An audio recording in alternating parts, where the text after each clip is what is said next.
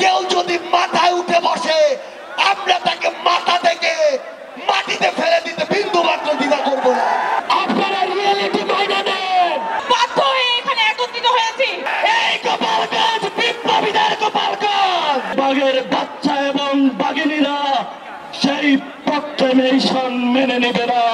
আমাদের একমাত্র শত্রু এই আওয়ামী লীগ। বাংলাদেশের মানুষ নতুন সংবিধান পেতে চায়। চেয়ারে কোন আইন শৃঙ্খলা রক্ষাকারী বাহিনীর বসে থাকার কোন অধিকার নেই। আওয়ামী লীগের বিচারের আগে কোনো নির্বাচন হবে না। অন্তর্বর্তীকালীন সরকারকে আরেকটি স্পষ্ট আহ্বান জানাতে চাই, সেটি হচ্ছে আমাদের এই বাংলাদেশ সকল দেশের সাথে বন্ধুত্বপূর্ণ পররাষ্ট্র নীতিতে যাবে, কিন্তু সেই বন্ধুত্বপূর্ণ পররাষ্ট্র নীতির সুযোগে কেউ যদি মাথায় উঠে বসে আমরা তাকে মাথা থেকে মাটিতে ফেলে দিতে বিন্দু মাত্র দ্বিধা করব না। আমরা স্পষ্ট করে একটি কথা বলতে চাই, যে এই খুনিরা এই দেশের বাইরে এই দেশের মানুষের ঘামের হাজার হাজার কোটি টাকা পাচার করেছে, সেই টাকা ফিরিয়ে আনতে হবে। আমরা স্পষ্ট করে বলতে চাই, ওই গোপালগঞ্জে যে খুনির দোসররা এখনো ঘাপটি মেরে আছে তাদেরকে আইনের আওতায় বিচার করতে হবে। গোপালগঞ্জে এখনো কিভাবে আমাদের এই অভ্যুত্থানের যোদ্ধাদের উপরে হামলা হয়, আমরা প্রশাসনকে পুলিশকে স্পষ্টভাবে বলতে চাই, পুরো বাংলাদেশে আমাদের এই যোদ্ধাদের ফ্যাসিস্ট বিরোধী আন্দোলনকারীদের নিরাপত্তা যদি না দিতে পারেন তাহলে ওই চেয়ারে কোন আইন শৃঙ্খলা রক্ষাকারী বাহিনীর বসে থাকার কোন অধিকার নেই। এই অভ্যুত্থানকে অনেকে মেনে নিতে পারে না, সেজন্য সচিবালয়ে পুলিশে বিচার বিভাগে বিভিন্ন সময় আমাদের বিরুদ্ধে ষড়যন্ত্র চলে। আমরা আপনাদেরকে বলতে চাই, অতীতে ছিল সতীদাহ প্রথা, এখন আমরা দেখছি নদীদাহ প্রথা। যারা সচিবালয়ে আমাদের বিরুদ্ধে ষড়যন্ত্র করছেন আপনাদেরকে বলতে চাই, আপনারা রিয়েলিটি মাইনে নেন। আপনাদের আম্মু আর দেশে ফিরবে না। আমরা যাকে সীমান্তের ওপারে পাঠিয়েছি এই খুনি হাসিনা দেশে পুনর্বাসন হবে না। প্রিয় দেশবাসী, আপনারা জানেন গত 16 বছর এই ফ্যাসিবাদী সরকার খুনি হাসিনা প্রত্যেকটি রাজনৈতিক দলকে ফ্যাসিবাদী শক্তিকে নির্যাতন এবং নিপীড়নের মধ্য দিয়ে তাদের থেকে ভোটাধিকার কেড়ে নিয়েছে। গত 16 বছর ধরে আওয়ামী লীগ যে নির্যাতন নিপীড়ন অত্যাচার খুন করেছে সেগুলোর বিচার করতে হবে। 5ই আগস্ট পরবর্তী বাংলাদেশে আমাদের আর কোনো শত্রু নাই, আমাদের একমাত্র শত্রু এই আওয়ামী লীগ। আওয়ামী লীগের বিরুদ্ধে আমাদের ফেসিবারিক পৃথিবীর যতটুকু রাজনৈতিক শক্তি আছে আমাদের সংগ্রাম অব্যাহত থাকবে। প্রিয় দেশবাসী, আমাদের এতদিন পর্যন্ত আমাদের এই জুলাই গণ অভ্যুত্থানের কোনো ঘোষণাপত্র ছিল না।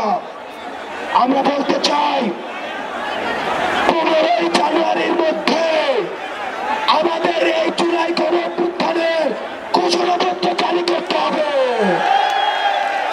গোপালগঞ্জ জেলার বিপ্লবীরা আমরা বলতে চাই, এই গোপালগঞ্জ শেখ হাসিনার গোপালগঞ্জ নয়, এই গোপালগঞ্জ বিপ্লবীদের গোপালগঞ্জ।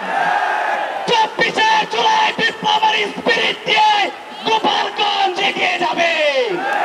মুজিববাদের কবর রচনা করে গোপালগঞ্জের বিপ্লবীরা এগিয়ে যাবে ইনশাআল্লাহ।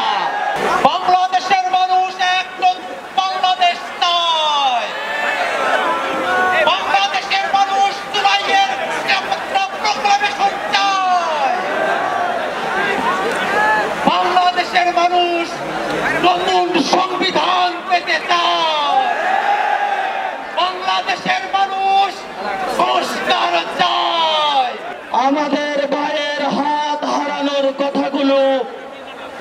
অঙ্গহানি হয়েছেন সেই কথাগুলা যদি আমরা অক্ষরে অক্ষরে যেই প্রক্লেমেশন আমাদের সামনে আসবে আমরা যদি লিখিতভাবে সেগুলো জাতির সামনে না পাই, এই 24-এর গণঅভ্যুত্থানের বাঘের বাচ্চা এবং বাঘিনীরা সেই প্রক্লেমেশন মেনে নেবে না। আমরা এই শহীদ মিনার থেকে ঘোষণা করছি, আমাদের এই প্রক্লেমেশনের মধ্যে বাংলাদেশের যে গত 53 বছরে যে প্রতিষ্ঠানগুলো ভেঙে পড়েছে সেগুলোর সংস্কারের ইঙ্গিত থাকতে হবে। আমরা আরো ঘোষণা করছি, বাংলাদেশ স্বাধীন হয়েছে 24-এ নতুন করে, আমরা আর কোন নতজানু পররাষ্ট্রনীতি বাংলাদেশের পক্ষ থেকে দেখতে চাই না। আমরা বাংলাদেশকে পৃথিবীর মঞ্চে নতুন এক বাংলাদেশ দেখতে চাই। রাজপথে থেকে আমরা প্রমাণ করে দিয়েছি দালালদের ভবিষ্যৎ খুব একটা ভালো হয় না। এখনো সচিবালয়ের ভেতরে, গোয়েন্দা সংস্থার ভেতরে, পুলিশের ভেতরে যারা যেখানে যত দালাল লুকিয়ে আছে, আমরা বলতে চাই বাংলাদেশের বর্তমান অন্তর্বর্তীকালীন সরকারকে আমাদের প্রতিষ্ঠানগুলো দালাল মুক্ত করুন। যেই দেশে বিপ্লবীদের নিরাপত্তা নেই, যেই দেশে যোদ্ধাদের নিরাপত্তা নেই, সেই দেশে সাধারণ মানুষ কিভাবে নিরাপত্তা আশা করতে পারে? এখন পর্যন্ত দেশের আনাচে কানাচে যেখানে জুলাই বিপ্লবের যোদ্ধাদের উপরে হামলা হয়েছে, হুমকি হয়েছে, প্রত্যেকটার বিচার করতে হবে, এই নিরাপত্তা নিশ্চিত করতে হবে। আহতদের সুচিকিৎসা এবং শহীদ পরিবারের সম্মান, এর সাথে সাথে আমাদের আরো একটা জিনিস প্রয়োজন, সেটা হচ্ছে এই বিপ্লবের স্বীকৃতি। আমরা আজকে এখান থেকে বলতে চাই, সরকার যেহেতু দায়িত্ব নিয়েছে, রাষ্ট্র যেহেতু দায়িত্ব নিয়েছে, অতি দ্রুত আমাদের প্রক্লেমেশন দিতে হবে। জুলাই বিপ্লবের ঘোষণাপত্র আপনারা শুনতে চান? জুলাই বিপ্লবের ঘোষণাপত্রের সাথে সাথে আমাদের অধিকারও লাগবে। 30 বছর হয়ে গেছে ছাত্র সংসদ, ছাত্ররা ভোট দিতে পারে নাই। দেশের আনাচে কানাচে প্রত্যেকটি প্রতিষ্ঠানে যেখানে যেখানে ছাত্র সংসদ আছে সব জায়গায় ভোট দিতে হবে, ডাকসু দিতে হবে, ডাকসু দিতে হবে, ডাকসু দিতে হবে। আপনারা কি ভোট দিতে চান কিনা? আজকে 31শে ডিসেম্বর আমরা রীতিমতো বাধ্য হয়ে এখানে একত্রিত হয়েছি।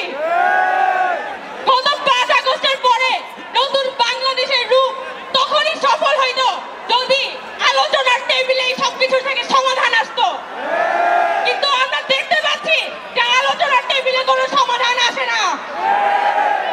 আমাদের জনগণের সমাধান শুধুমাত্র রাজপথ। আমরা বৈষম্য বিরোধী ছাত্র আন্দোলন খুব স্পষ্টভাবে বলে দিতে চাই, আওয়ামী লীগের বিচারের আগে কোনো নির্বাচন হবে না। আরেকটা কথা স্পষ্টভাবে বলতে চাই, আমাদের যারা শহীদ পরিবার আছে, আমাদের যারা আহত আছে, তাদের প্রতি ন্যায় বিচার হয় নাই। এই মানুষগুলোর প্রপার ট্রিটমেন্ট, তাদের পুনর্বাসন হইতে হবে এবং সরকার সম্পূর্ণ দায় নিয়ে এই পরিবারগুলোর সেফটি, যার হাত চলে গেছে, পা চলে গেছে, যার চোখ চলে গেছে, তার সেফটি সরকারকে দিতে হবে।